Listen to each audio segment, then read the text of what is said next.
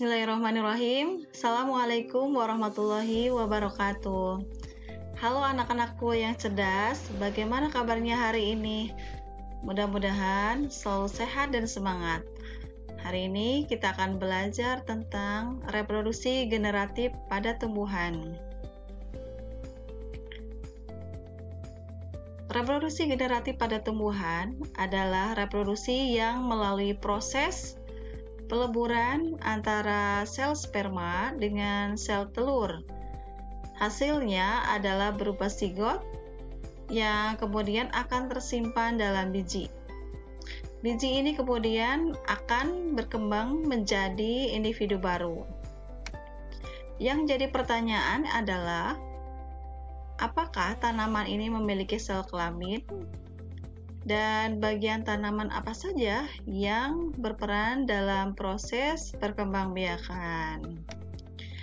Mari kita cari jawabannya dengan menonton video pembelajaran berikut. Nah, perhatikan gambar berikut. Ini adalah gambar bunga. Menarik bukan? Ya, bunga selain menarik dipandang juga ternyata berfungsi sebagai alat perkembangbiakan. Kita lihat bagian-bagian bunganya. Ada tangkai bunga, dasar bunga, kelopak, ini bakal biji, ada mahkota, kepala sari, benang sari, dan putik. Dari sekian bagian-bagian bunga ini, manakah yang berfungsi sebagai alat perkembangbiakan? Iya, betul sekali. Jawabannya adalah benang sari dan putik. Benang sari sebagai organ kelamin jantan dan putik berfungsi sebagai organ kelamin betina. Selanjutnya adalah penyerbukan. Nah, pernahkah kalian mengamati lebah yang hinggap pada bunga? Ya, mungkin pernah ya. Apa yang dilakukan oleh lebah tersebut? Dan apa keuntungan yang diperoleh oleh bunga dengan kehadiran lebah? Ya, pada peristiwa hinggapnya lebah di bunga itu ada proses yang namanya penyerbukan. Di sini lebah mengambil nektar, sementara bunga dengan kehadiran lebah itu dibantu dalam proses penyerbukan. Penyerbukan itu sendiri adalah peristiwa jatuhnya serbuk sari di kepala putik. Selanjutnya adalah jenis-jenis penyerbukan. Jenis-jenis penyerbukan yang pertama yaitu berdasarkan perantaranya. Dibagi menjadi 5 ya. Yang pertama anemogami, penyerbukan yang dibantu oleh angin.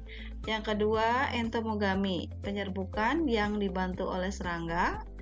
Yang ketiga ornitogami, yaitu penyerbukan yang dibantu oleh burung. Dan chiropterogami, penyerbukan yang dibantu oleh kelelawar. Serta antropogami, yaitu penyerbukan yang dibantu oleh manusia. Bagaimana ciri-ciri bunganya? Mari kita lihat satu persatu ya. Yang pertama adalah anemogami. Anemogami adalah penyerbukan yang dibantu oleh angin. Ciri-ciri bunganya bisa kita lihat pada tanaman padi. Tanaman padi ini memiliki bunga dan tangkai yang kecil. Kemudian jumlahnya banyak tetapi ringan. Hal ini bertujuan agar mudah digerakkan oleh angin. Kemudian yang berikutnya tidak menghasilkan nektar dan tidak berbau.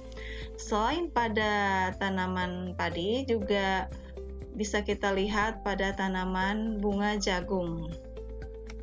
Berikutnya adalah entomogami, yaitu penyerbukan yang dibantu oleh serangga. Serangga di sini bisa berupa lebah atau kupu-kupu ya. Ciri-ciri bunganya bisa kita lihat pada bunga matahari pada gambar berikut. Warnanya cerah, mencolok, kemudian serbuk sarinya lengket, kemudian menghasilkan nektar dan berbau. Selanjutnya adalah ornitogami. Ornitogami adalah penyerbukan yang dibantu oleh burung. Ciri-ciri bunganya bisa kita lihat pada bunga dadap. Bunga dadap atau cangkring itu memiliki ukuran bunga yang besar dan berbentuk trompet.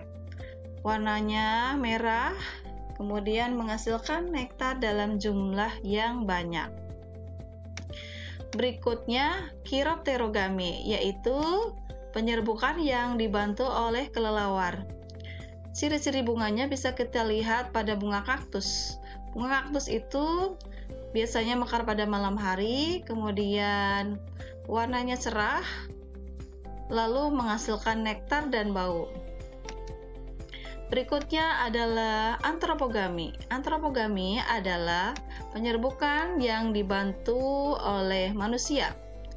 Ciri-ciri bunganya bisa kita lihat pada bunga vanili, seperti gambar berikut. Bunga vanili ini memiliki ciri khusus, yaitu memiliki bunga berumah dua.